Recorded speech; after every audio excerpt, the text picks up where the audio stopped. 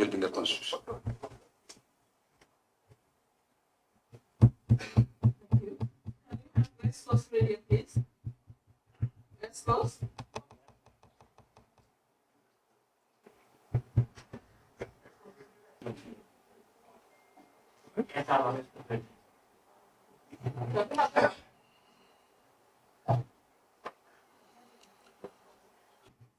Cost of living is not increasing in the Gambia alone.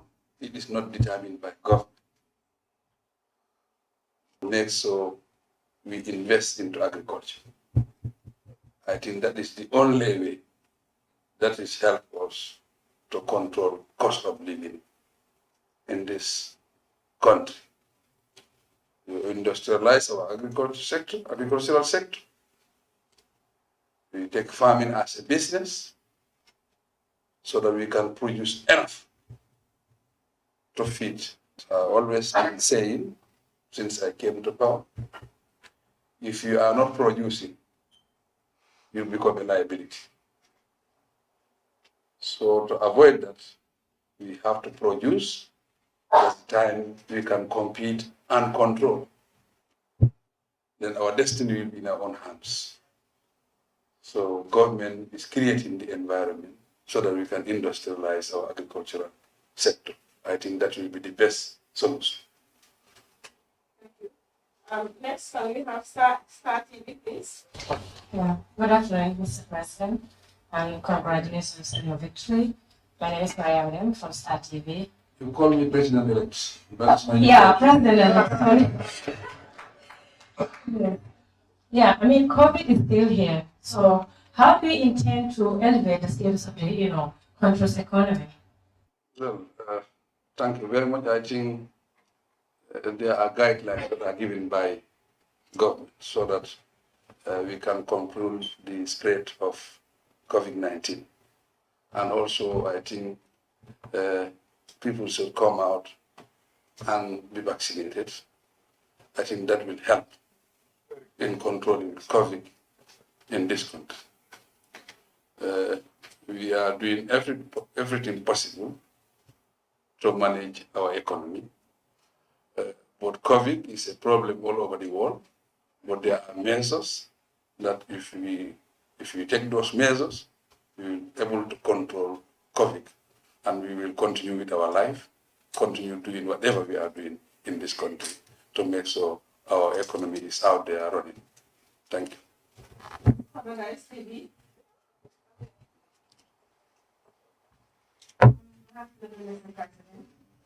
My question is, has the Gambia experienced any threat demanding the intervention of ECOWAS military since 2017? If no, why do you still need economic group in the Gambia?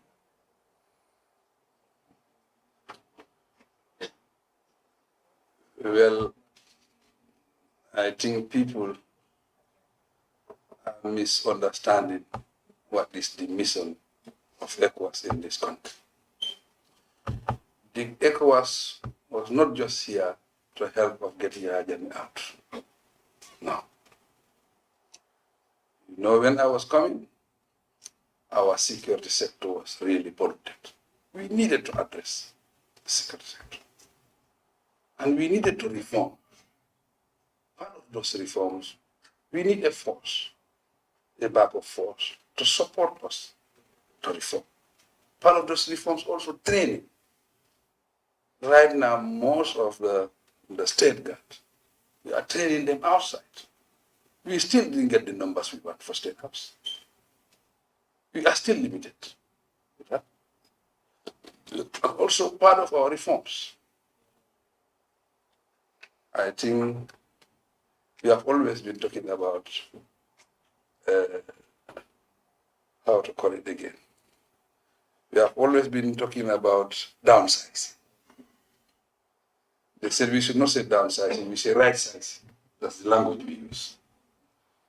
In right sizing, we needed to audit. And this is the first time we have audited the security sector. In the process, we need to profile. This is the first time that we are profiling. As we profile, Now we need to right size. As we are doing that, all this thing is going on simultaneously. We are not even having a security police. Do you know that we drafted the police? There was no strategy, security strategy. There was no military police in this country. It's all drafted now. These are processes that we follow. People think that it's just easy like that. You know how much it takes us to draft that policy before we validate that policy? That you have foreign forces. It has happened in many countries. In Liberia, they are there for 12 years. In other countries, Guinea-Bissau. And this is forces from ECOWAS. Gambia is not even paying for it. They are here to support us. It's just like example. You are working on your farm. Somebody came and said, I want to help you on your farm for free. And you are still complaining. Huh? I don't know. Next, we have the Center for Democracy Radio.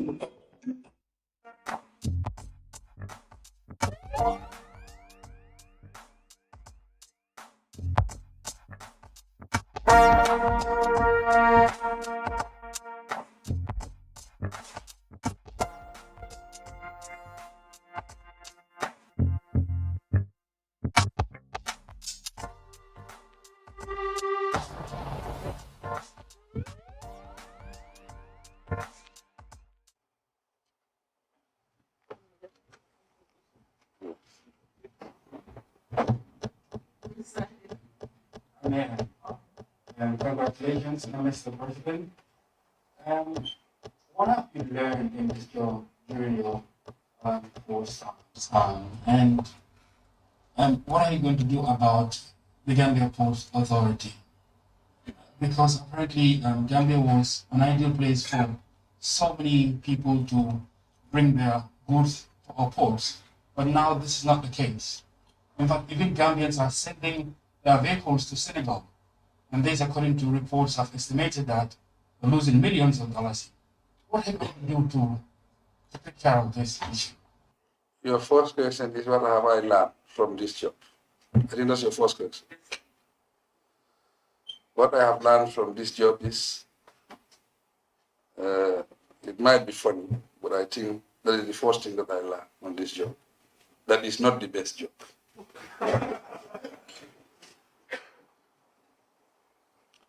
It's a big responsibility that I've learned from this job. And one thing is the most difficult in this job.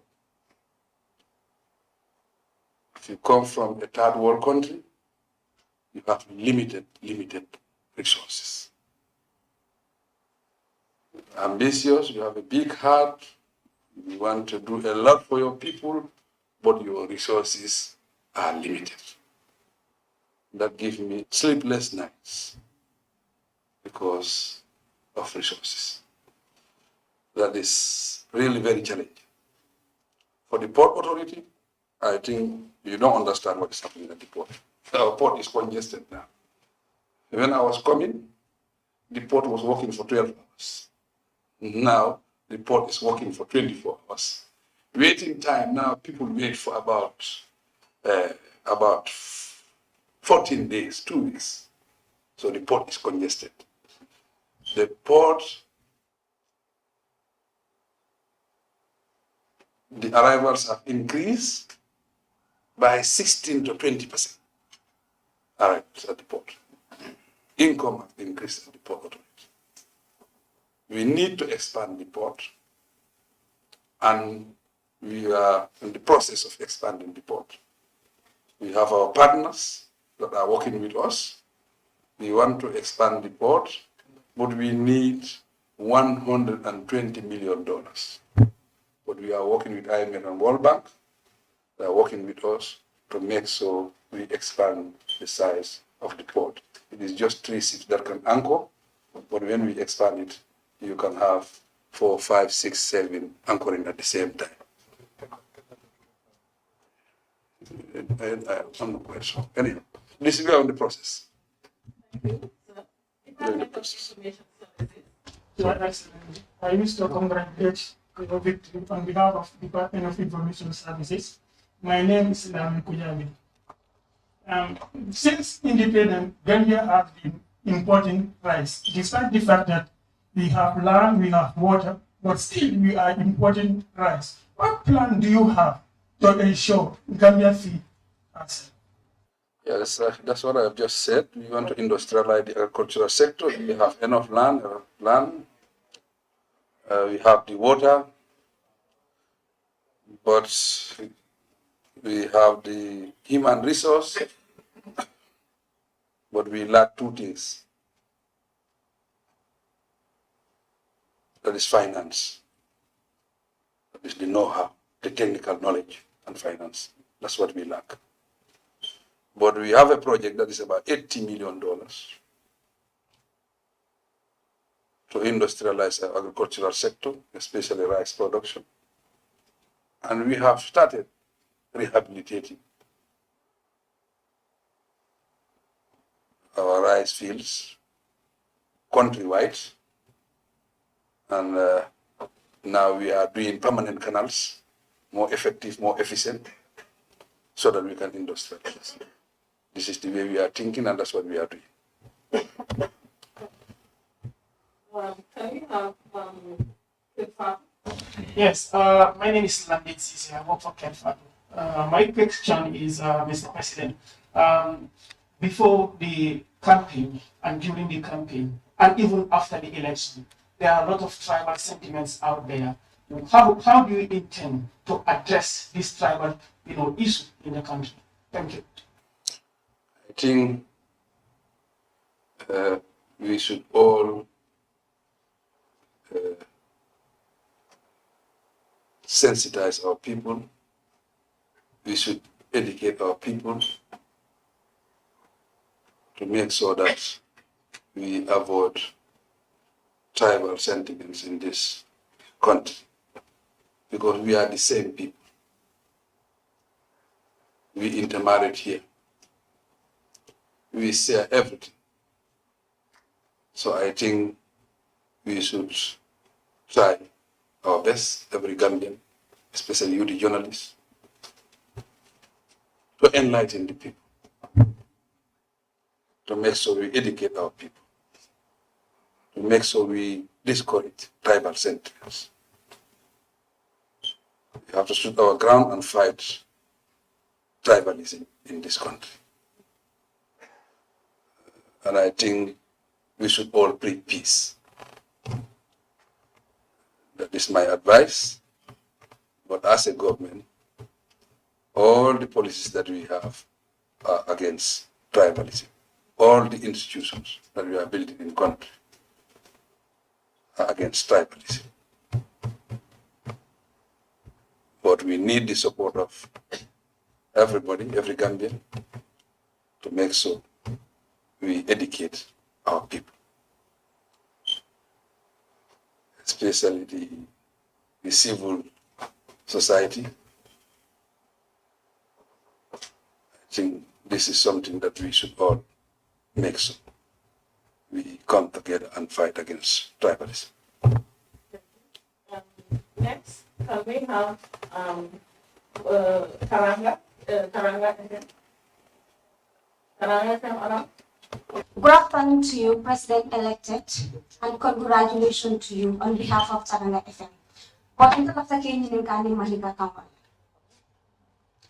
Okay. Kabirin tumalami na ite dung ganyeta Gambia Banko Kanjang. Ite dung muna mu ilinga man sakunda ada mu fere dale soto. Funding ke wale mini alon ko wale be Banko Kanjang ani musu. Follow janni mbe jabila mbe funding ke wal tentu la baake mbe muso tentu. Wari funding ke funtita la nyama ani muso ka carte fay ka farte fay ni pour yen tombon ma ke president oti bi. Bari funding ke ol ni musol yanni carte fon be sila nga kodo soto le meya lonko abe youth and sport ministry pour ka funding ke makoy meya lonko la fadu na business o kono ka funding ke makoy pour ke le mecho ni yirwandi ka funding ke fanan tra ke train pour ye mecho soto andu musol fanan musol la ministry ni kodo sotole musol mi alon ko ibe groupol kono andu e lansinol soto andu lafta business o kela na kodo jama di musu jama andu be continuer pour ko ke parinte danna wodronna laftale na funding kel nge train métier do ko wayre nga juwele ni métier do ko kan hani mo mieta do ko la fana etisi fantano do ko wol mo kulleti andu métier karandu al fana be men dada kan sayin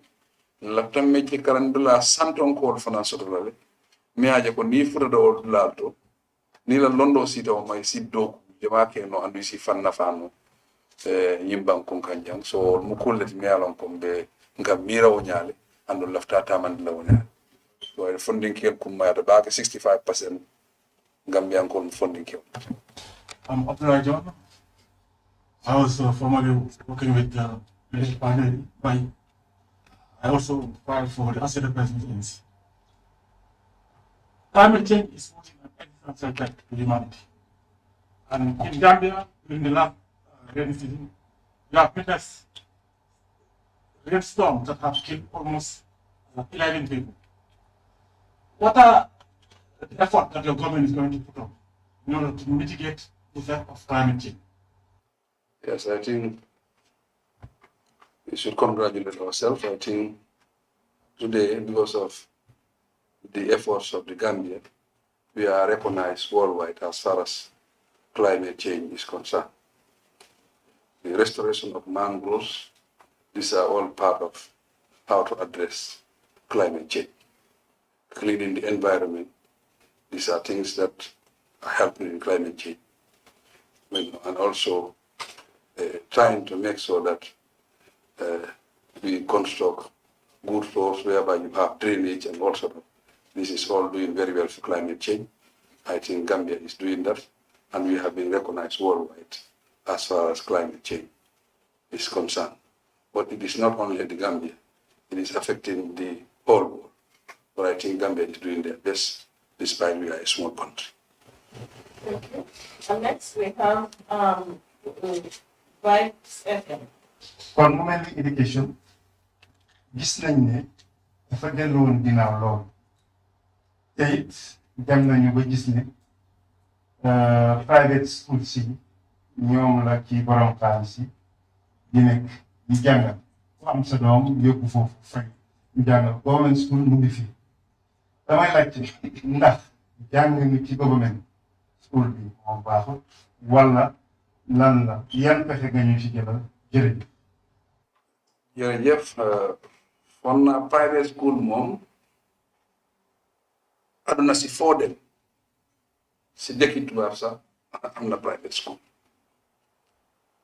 because private school lu moo def mooy alternative la laa jox nga choose fan nga bëgg a dem oo nda antal nga wala antal waaye dinaa la wax ne si exemple suñu am nii grade 12 government school si ñoo jël force si Gambia kon su nekkee government school si ñoo jël force kon government school si am nañ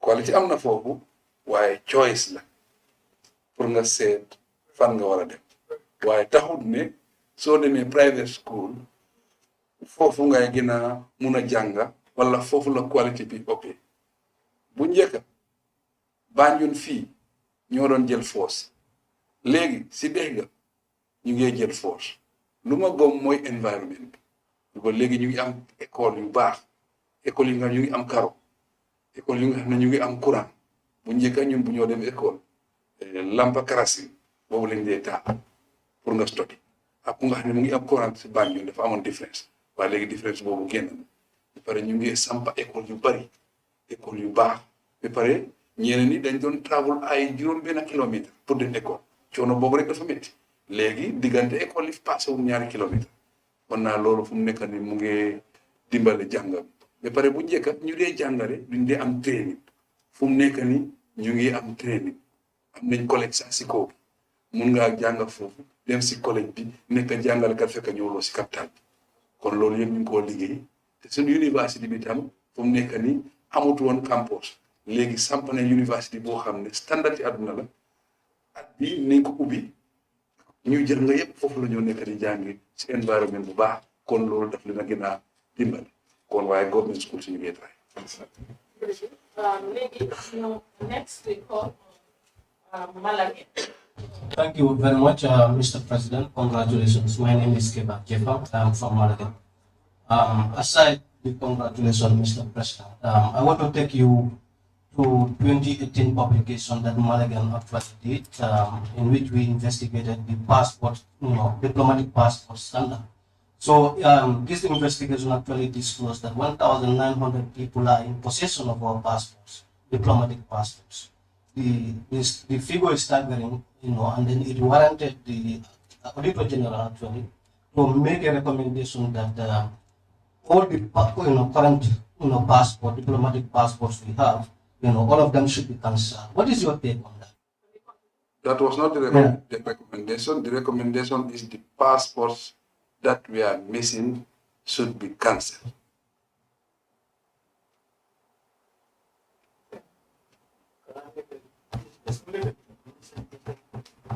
Thank you.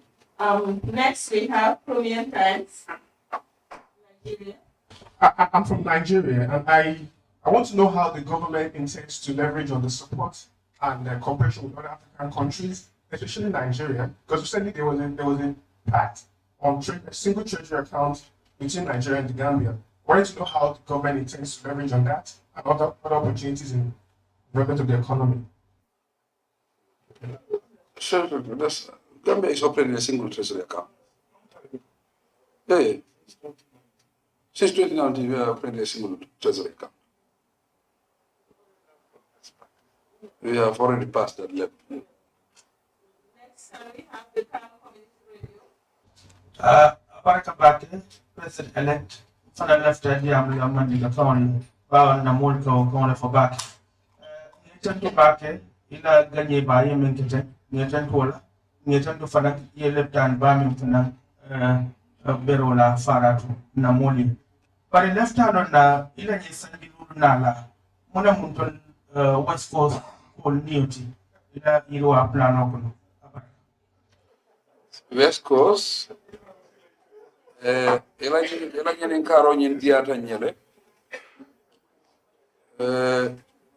planol kono West Coast la planol fongol startade wayre mbe silol yirwandi kan ne West Coast ne OIC silol jube jamaɓe jeyɓe West Coast bara man dawo dronto ntel famo man sakunda na silol sotole meya lonko na silol me mira meya lonko inyanta West Coast yele la inyanta West Coast la futa nyomo sone andi la ngake phase 1 phase 2 phase 3 ñil be mu silol le meya lonko i confirm dale government dol tendale amina dol tenda kam pour que West Coast la silol do al fond la ministre bi yandi warate interest do West Coast la koto baki Ibrahima Silla ndede silol ñi beto fono la bari ngalo niata ñi nga fama tabe silol ñi beto fono le men ñanta dogo la West Coast de kabla wono man bari ma frale ko amanda wo phase 1 phase 2 phase 3 to mina strategic silol be jubela le West Coast because lafta West Coast falin nale pour ay ke tenda me alonko ala yirwañi be tala le ko tendal be la yirwa be taka nya laftana la pour ko wala dati bare ngalon na sate balto silol dol dete da baake dan dul laftale pour ko wala silol be yele woto ni nyanta o kala fo e na fulo jamaale soto e blok ni o birarol be nyolale bari ñin sanji lulo kono inshallah albe do ko bajala West Coast kono le ando ñin loptano men fona mina kan atale be kala loptano men warta Gambia loptano bet ando fona mbitar la West Coast le ngamira o mu yiri wa balati West Coast bari ñin sanji lulo men fona tambile nga kala mu jama nga wala lo West Coast karambu ba jama ani hani say war ngala nga population ñu wartale mbe karambu do ko fona mbi o continuer la le West Coast ani safaro bunda Okay. Yes. Yes, thank you very much. I'm Sirip Kote from Garden FS TV. The question I want to ask is, during your campaign, many political parties endorse your campaign, and now you have been elected. What is their fate, those candidates? Will you be able to provide jobs to all of them? I'm Sirip Kote from Garden Talents TV. The question I want to ask is, during your campaign, many political parties endorse your campaign, and now you have been elected. What is their fate, those candidates? Will you be able to provide jobs to all of them? That was not the agreement. They came to join me as Gambians, and they recognize what I'm doing, and they wanted to come and support my candidature, so that I will win the elections. After winning the elections, they are Gambians, and I will work with Gambians, and I will want to work with them, because I know very well they are people who love their country, and most of them, they have capacity. If I need their expertise in any area, I make sure I call them to work with me in those areas. But even without working with me formally, I will seek their advice as far as I am the president of this country. If you are a president, capacity is important. That is listening to the people, to seek advice from them, so that they help you in decision making. So, and they are here, some of them are here. I will seize this opportunity once again to thank them and congratulate them for supporting my campaign, for us to be endorsed by the Gambian people and giving us the opportunity to run the affairs of this country for the next 5 years. Already, they are in the history books of this country. Thank you. Thank you very much, sir. Next, I'll come back. Thanks. When it comes to there are fishing trawlers that are disembarking in Senegal. What is the plan of your government to make sure that the Gambia government, your government, have its own fishing trawlers that will provide jobs for the young people of this country and also to boost your economy? Yes, this is part of my campaign promise. We have already gotten funding from our partners. This is about 50 million US dollars. This is all for fishing in this country. We want to industrialize our fishing sector, and in doing that, we want to train our young people, to make sure they are trained, so that our young people will be involved in fishing, and in that, it will create jobs and it will grow our economy. You have placed a great deal of emphasis on education for our young generation. What have you specifically put down as your first task now that you have been elected for the next 5 years? Will education be one of them? Education have always been part of our top priorities. It is always top and it will remain top. But as I said, I believe in infrastructural development.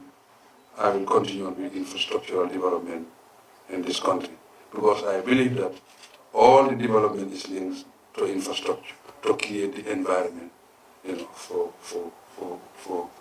anybody working in this country. Whether you are a doctor, whether you are a teacher, whether whatever you are, I think infrastructural development will create a very conducive working environment. Voted in mostly by women and young children. What plans do you have to include more women in parliament, in your cabinet, and also address the issues that women are facing in this country, rape, mortality rate? The Gambian people have given you another 5 years. We're hoping that women will be, the issues that women are facing will be at the forefront of what we do. For mortality rates, I think people should look at the statistics. It is going down drastically. If you look at from 2017 to now. So that means we are doing very well as far as that sector is concerned. For women, I think we have already started supporting women. You have the Women Enterprise Fund, and it is supporting women who are doing business in this country. And this is a project that will continue throughout from 2022 to 2026, and will increase also the amount, and also we will train more women to be doing business, so that they can grow the economy, so that they can be employed. Finally, we will call on BBC TV from Nada. Will you prosecute former President Yahya Jammeh for human rights abuses under his regime if the TRC reports recommends it? If you say, will you prosecute President Yahya Jammeh, that will be personal.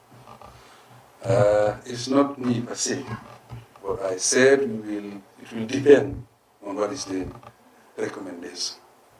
And also it will depend on my team, my technical team. We look at it because there is a process that you look at. Because you have to look at the report and the recommendation. That's the time you compare. When we look at the report, we look at the recommendations. With my cabinet and the Minister of Justice, who is the technicians, he will lead in this and advise us. Then cabinet will sit around the table. And also cabinet, it is just like parliament. It's a debate. Sometimes we agree and disagree on certain things. Sometimes we vote in parliament to make sure we have a common ground. But we just want to assure the entire world and the Gambian people that there will be justice. No doubt about that. But let us be patient. Let us make sure we wait for the report and review it comprehensively. We don't want to make mistakes. We want to make the right decision. We don't want to be taken by sentiments. You understand? We don't want to be dictated also. We want to use, to make sure that we follow due process. I think in a democratic society, due process is very, very important. So, on that note, thank you very much. And we thank everybody for coming to this press conference. We are very, very happy. And we congratulate everybody because the media, you did a very good job during the campaign, in the election and the whole process. You are part of it. That's why I said, let me seize this opportunity to allow you to interact with me, so that I can address some of your concerns. And as we thank you for coming. Thank you very much. Thank you.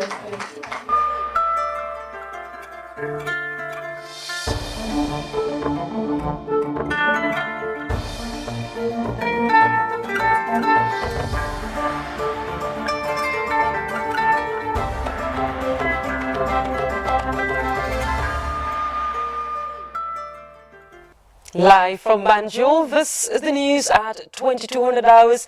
It's coming to you from the Gambia Radio and Television Services. Coming up, President Adama Barrow faces the media after his re-election, outlining his development plans for the next 5 years. The end of an era for one of the Gambia's most respected politicians, as PDI's Halifa Sallah bows out. But what does this mean to his participation in the country's political scene?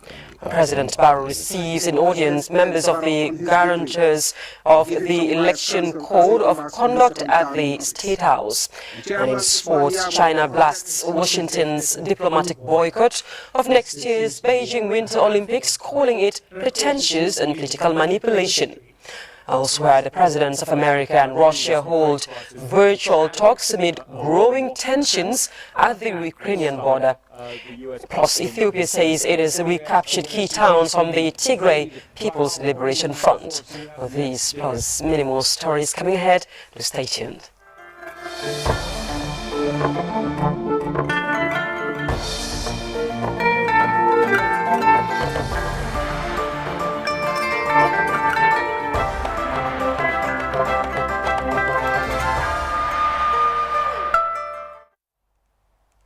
I am Fatimata Sise, and it's a warm welcome to the News at 10. We begin this edition with the presidency because the president, His Excellency Adama Barrow, has held his first press conference since winning the December 4th presidential election.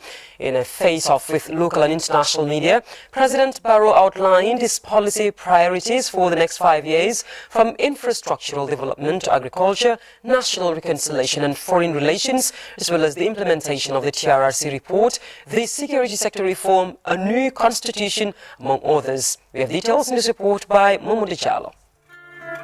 In his first press conference since his landslide victory in the presidential election, President-elect Adama Barrow gave an extensive insight into his policy priorities for the next 5 years.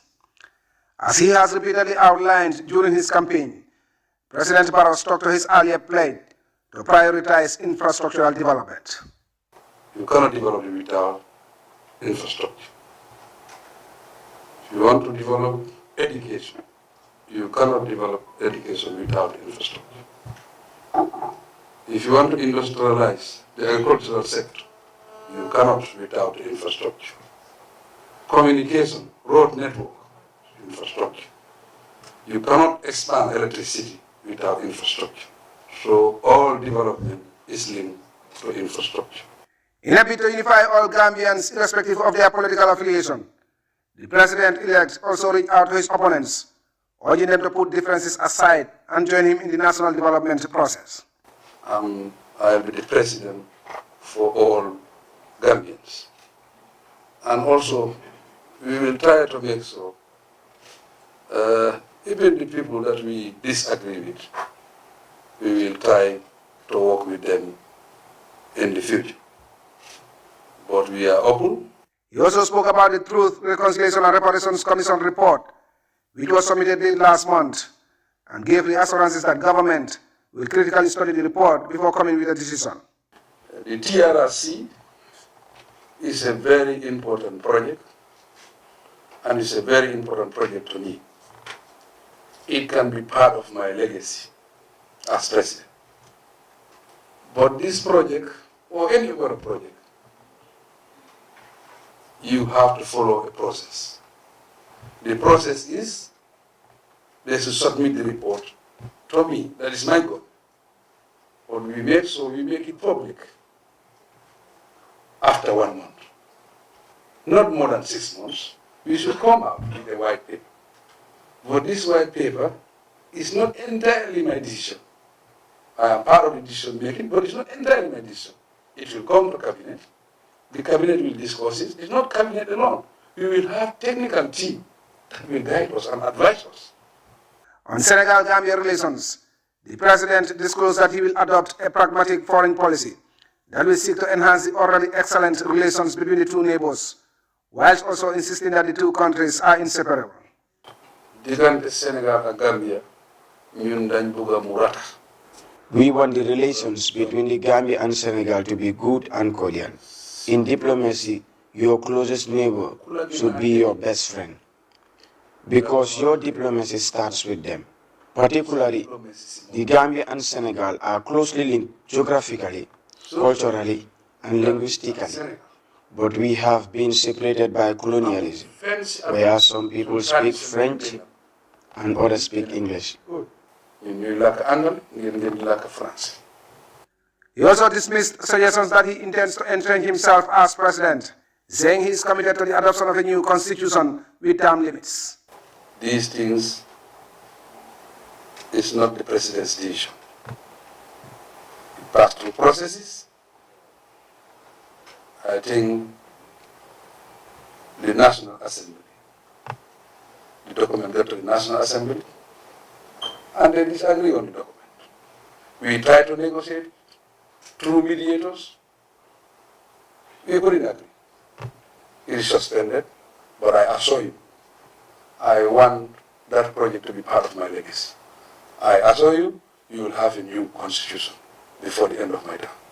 As Commander-in-Chief, President Barrow also outlined measures to reform the security services to make them more professional and subordinate to civilian control, arguing that ECOMIC is merely helping in this process. ECOWAS was not just here to help of getting the agenda out. No. You know, when I was coming, our security sector was really polluted. We needed to address the security sector. And we needed to reform. Part of those reforms, we need a force, a backup force, to support us to reform. He also spoke about his plans for the agricultural sector through mechanization and industrialization to meet local demand and stem the rising cost of basic prices, youth and women's empowerment, and the provision of electricity to all communities across the country. Mamadou Jallow, GRTS News. Meanwhile, President Adama Barrow has promised more development as he addressed thousands of jubilant supporters who stormed the Makati Square in Banjul to celebrate the NPP-led coalition's landslide victory in the presidential election. President Barrow's second term in office is anticipated to be a period of increased socio-economic development and growth for the Gambia, which was manifested in his victory speech, calling on all Gambians to join hands and develop the country irrespective of political affiliation. Mamadou Jallow again. Hours of waiting and suspense, the chairman of the Independent Electoral Commission, Alhaji Ali Moar Jai, finally declared the results. 447,519.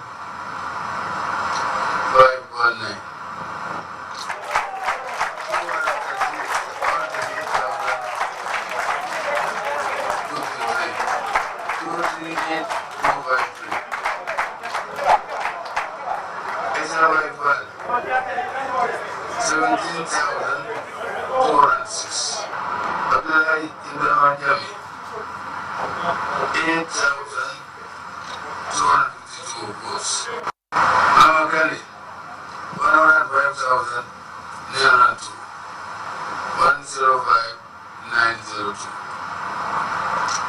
Ever Senate. 82,435. By late Monday afternoon, the contest was all but over, as the incumbent had an unassailable lead over his opponents. Therefore, the mood at the State House was relaxed, as the President, his cabinet, and executive members of the NPP waited for the official announcement, which was received with great jubilation.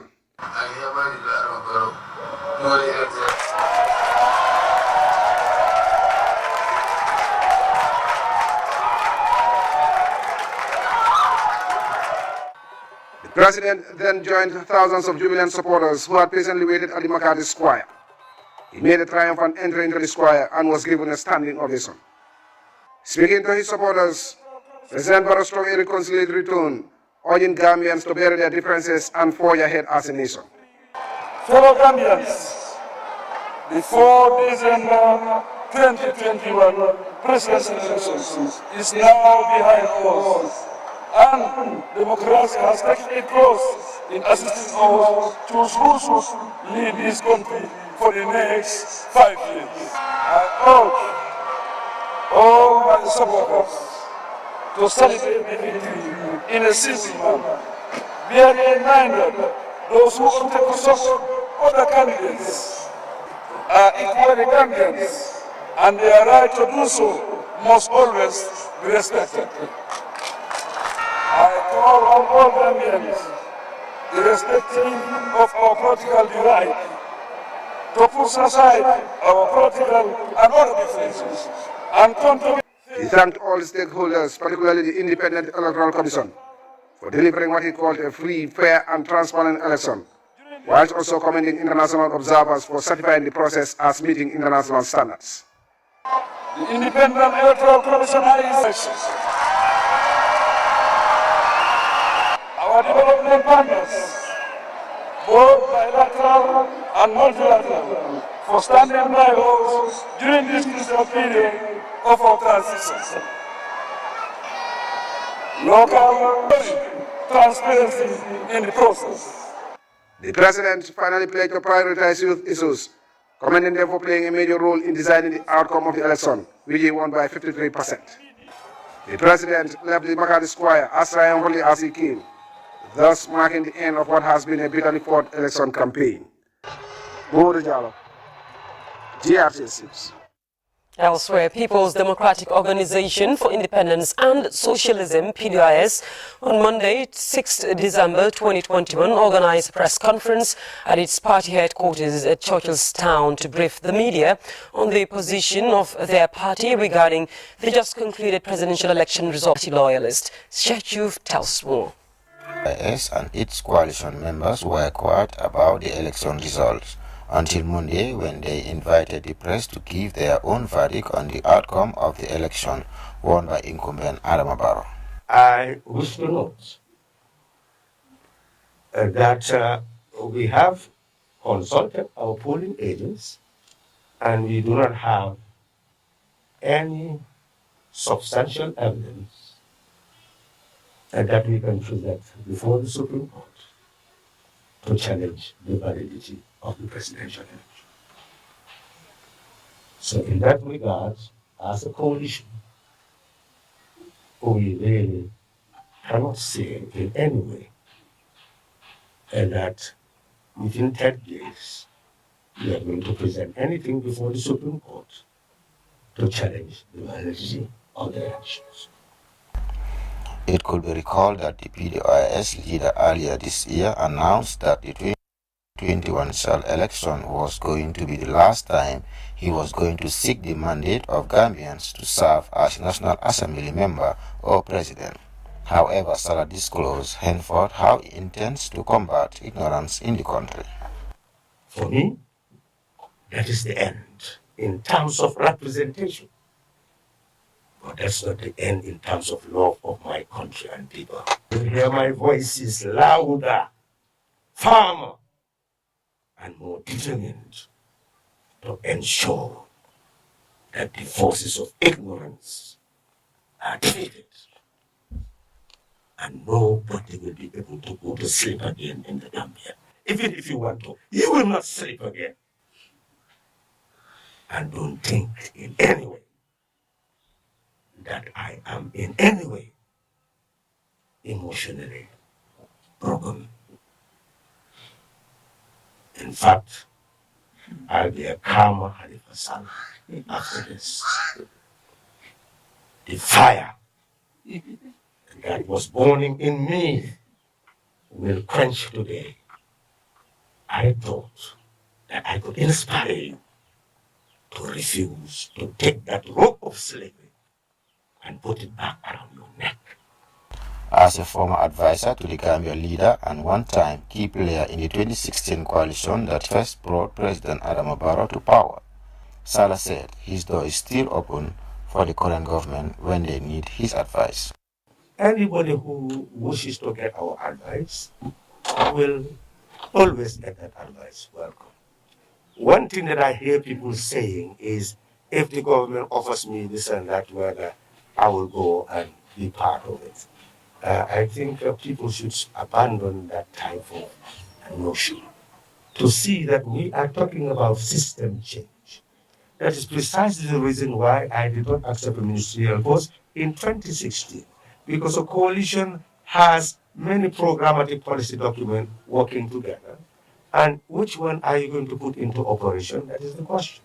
So therefore, if you work under that umbrella, you'll achieve nothing and receive all the blame. I do not want to be part of such a destiny. I want to be a part of a destiny that is very clear and Sergio, reporting for Justice News. Meanwhile, President Barrow receives in audience members of the guarantors of the Election Code of Conduct at the State House.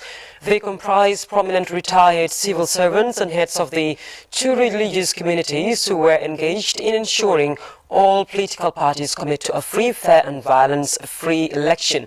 We have details in this report by Mahmoud Jallo. Guarantors of the Election Code of Conduct, comprising 5 prominent Gambian elders, were at the State House to congratulate President-elect Barrow on his victory and give him some wise counsel as he embarks on his second term in office.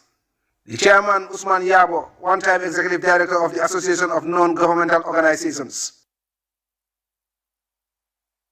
conduct during his campaign and advised him to be a president of all Gambians. Both your campaigns and your discussions with international bodies, and we've come to a conclusion that the campaign and your commitment to follow the code of conduct was excellent. We were very happy with the manner the whole entire party, NPP, conducted themselves during the campaign, after the campaign, and after the results are out. So congratulations, and we want this to be extended to the entire members of your party.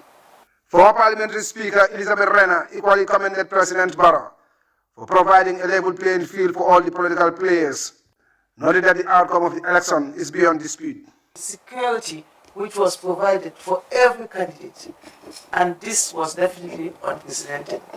And their access to the media also was always there for them, so that they were able to campaign freely, they were able to move around, and it was done in a peaceful manner.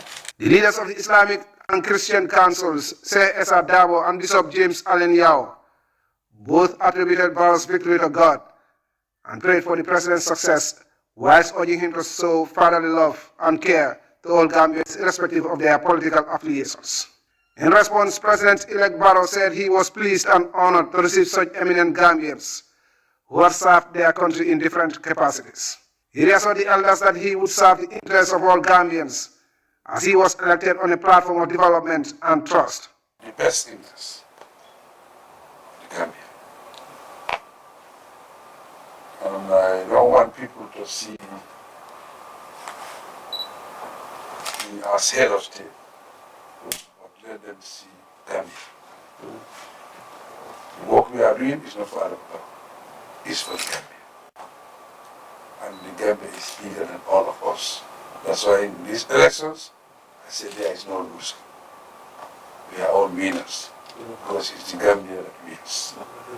He described this year's election as the most peaceful in the Gambia's history, adding that all domestic and international observers have certified the process as such. President-elect Barrow finally pledged that he will remain tolerant, accommodating and reconciliatory as always, arguing that the Gambia belongs to all citizens. Mohamed Jala, GRTS News. Digital learning during the COVID-19 pandemic. The study conducted by UNESCO and its partners seeks to mitigate and find solutions through the impact of COVID-19 on education. Babasila reports. Funded by UNESCO Dakar office through its Global Education Coalition, which was launched in March last year, the report extensively captured challenges and recommendations after it was validated a couple of months ago. During the convergence, officials will brainstorm on some of the key elements of the report findings and chart a way forward for its implementation to tackle unforeseeable circumstances that may affect learning. This study has been validated a couple of months ago with the same institutions here present. Maybe we have new people, but our aim was to share the final report as soon as possible, but unfortunately that couldn't happen. That's why we have to do it now. However, some activities has been overtaken by events, so the final report, in the recommendations that we made the last time, some of those recommendations have been taken into consideration, and most of the activities have already started. The study also engaged key government institutions and NGOs, adopting both qualitative and quantitative methods with authentic primary data from key partners in digital education during the pandemic. Syed Gay, the national consultant for the project, highlighted some of the key challenges faced during the study. Pandemic learning education must continue. Whatever happened, education must not stop, must not come to a standstill.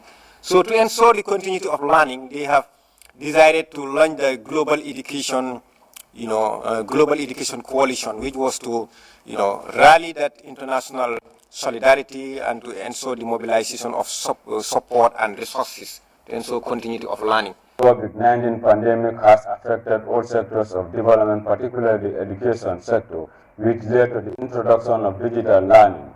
This joint report by UNESCO and partners will serve as a viable guide for unpredictable challenges going forward. Babasila for GRTS News.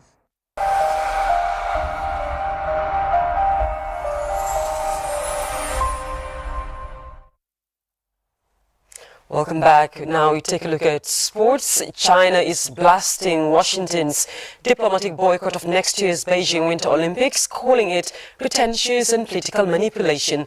China's embassy says no invitation has been extended to United Nations, calls the move a self-directed political farce, and accuses the US of politicizing sports and provoking confrontation in a way that is doomed to fail. Let's bring in some analysis on this development with Professor Grant Gavey from the University of Edinburgh. He spoke to Africa Live earlier today. What this illustrates is just the fantastic scale and reach that sport has to carry messages. And whereas allegedly the diplomats and the politicians may not have been invited, the athletes certainly haven't been invited, and the athletes, according to the US government, are still going to the Winter Olympics. So it's not as if this is a full boycott. Seems to be a half boycott. And of course it's not new, but what it illustrates is the phenomenal scale and reach and connectivity that sport offers, and it carries messages both good and bad. Indeed, Professor, but some might say that politics and sports simply should not be intertwined. What is your view then on the politicization of sports, especially on the global arena? So, for me, this is not a question of keep politics out of sport. You can't stop the politicization of sport. I'm not sure you want to. Sport has always been political, and it has done many, many good things as well as some more controversial things.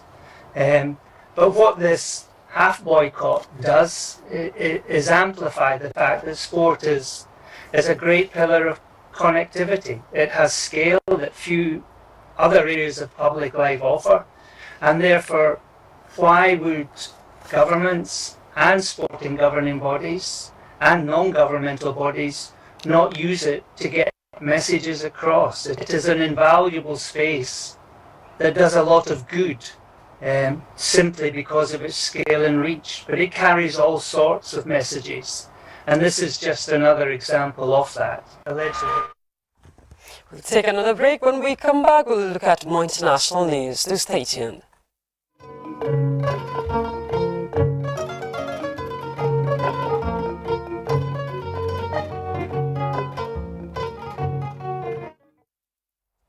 Welcome back. Now, China's top party leader have met to discuss next year's economic forecast. Chinese President Xi Jinping, who is also the General Secretary of the Communist Party, chaired the meeting. We have details in this CGTN report. Principle is maintaining stability while pursuing progress. Leaders also said actions will be taken to keep major economic indicators within an appropriate range and maintain social stability. They agreed to take a prudent and effective macro policy, continue to adopt proactive fiscal policies and prudent monetary policies. They said fiscal policies should be more effective with a focus on precision and sustainability, while monetary policies should be flexible and moderate, and the liquidity should be maintained at a reasonable and ample level. The meeting stressed the importance of expanding domestic demand and consumption. The leaders agreed micro policies should stimulate the vitality of market entities, and the protection of intellectual property rights should be strengthened. Structural policies should aim to smooth the national economic cycle, improve the core competitiveness of manufacturing, and enhance the resilience of the supply chain. Efforts should be made to advance affordable housing, support the commercial housing market to better cater to the reasonable demand of home buyers, and boost the healthy development and virtuous cycle of the real estate sector. The meeting underlined continued efforts to make breakthroughs in core technology bottlenecks and enhance the country's strategic high-tech strength. The meeting urged efforts to ensure the bottom line of people's livelihoods, fully implement the employment-first policy, and promote the new third childbirth policy. It also stressed that China must expand its high-level opening up. Wang Haiyang, CGTN. The presidents of America and Russia hold virtual talks today amid growing tensions at the Ukrainian border. We have details in this report. For this virtual call scheduled for Tuesday here in Washington between President Vladimir Putin and US President Biden.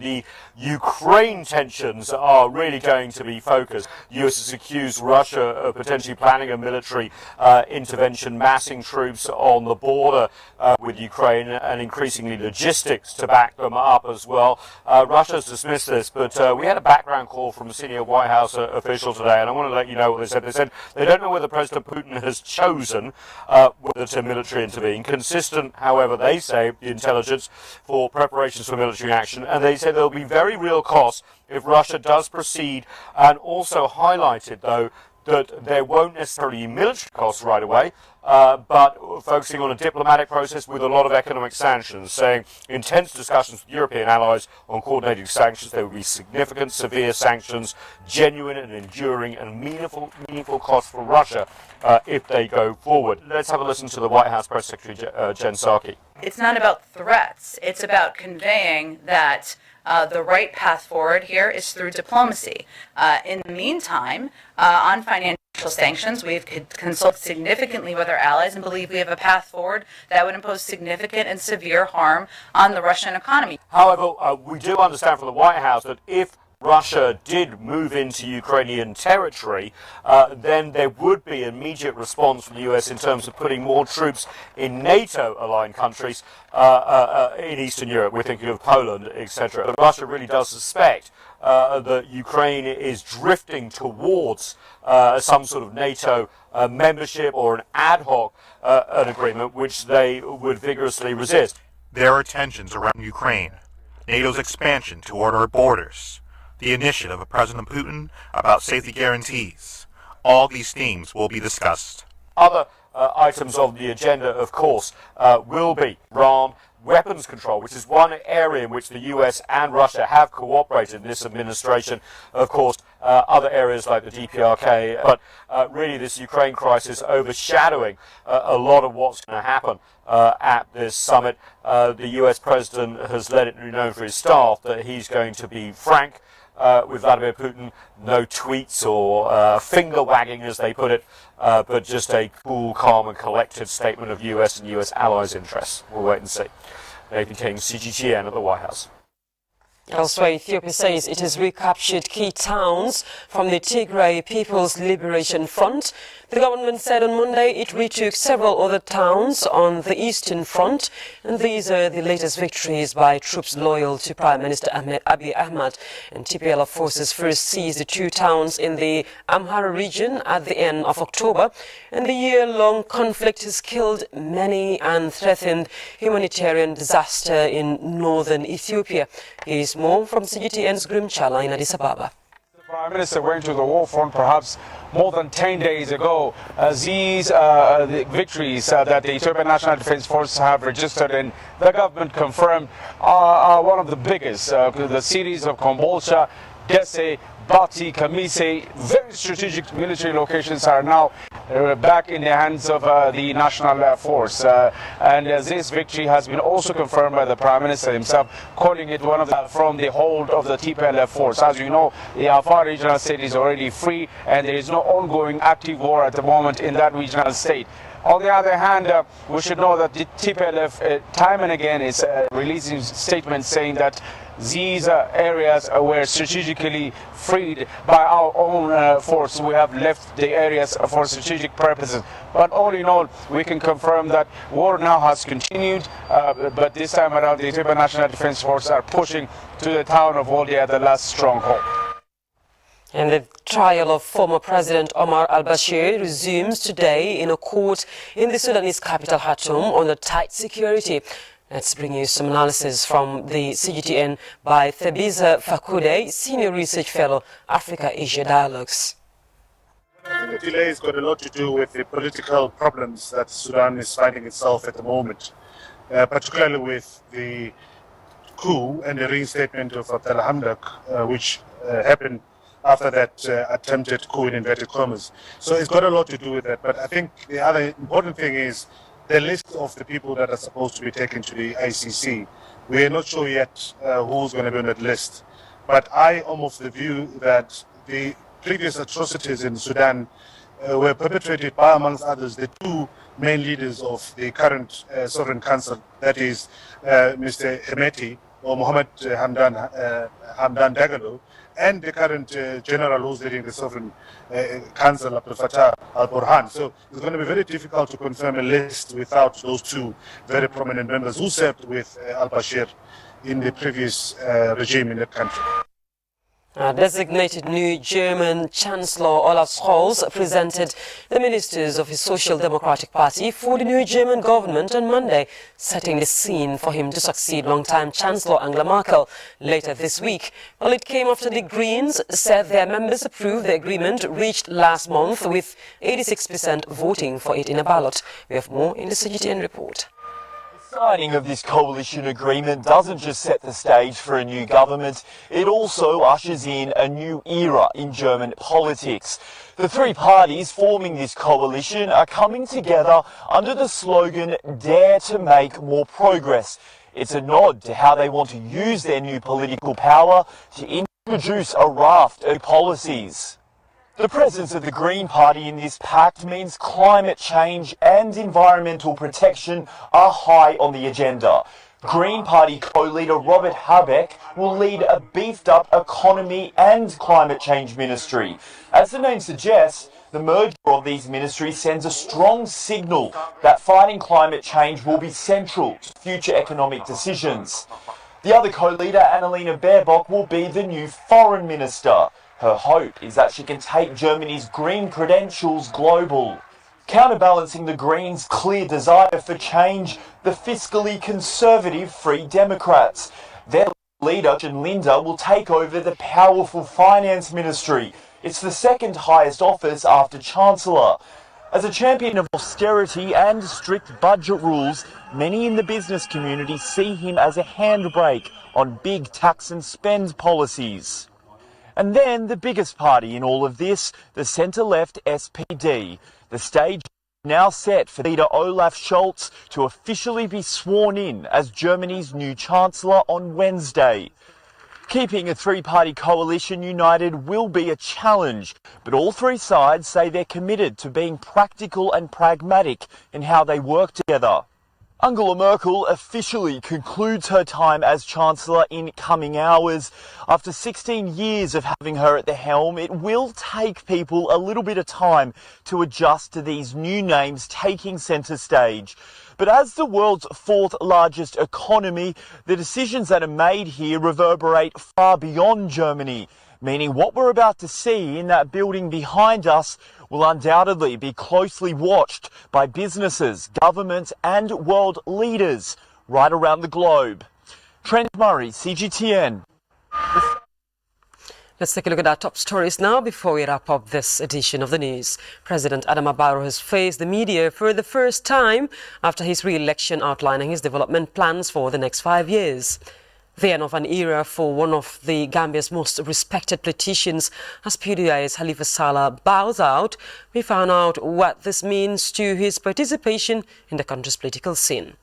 President Barrow receives an audience members of the guarantors of the Election Code of Conduct at the State House. In sports, China blasts Washington's diplomatic boycott of next year's Beijing Winter Olympics, calling it pretentious and political manipulation. Elsewhere, the presidents of America and Russia to hold virtual talks amid growing tensions at the Ukrainian border.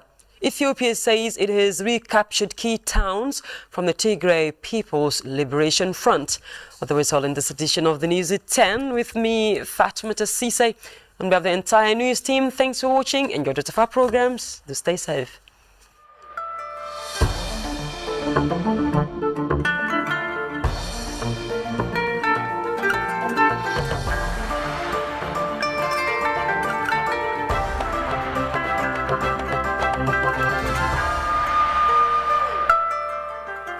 Thank you.